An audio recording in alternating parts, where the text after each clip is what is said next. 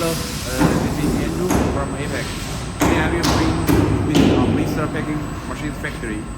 Here you see is the 150 model blister. It's for the assembly, waiting for assembly. And here this one is the debug.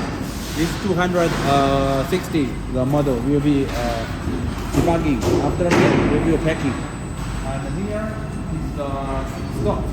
The machine. If you need some standard machine, we will be very fast. And here is it's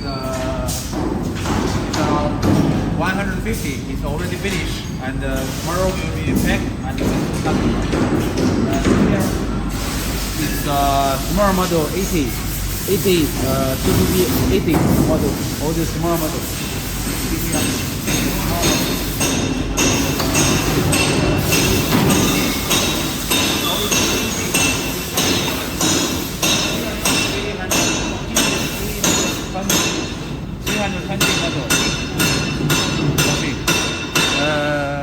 This area is metal processing. Okay.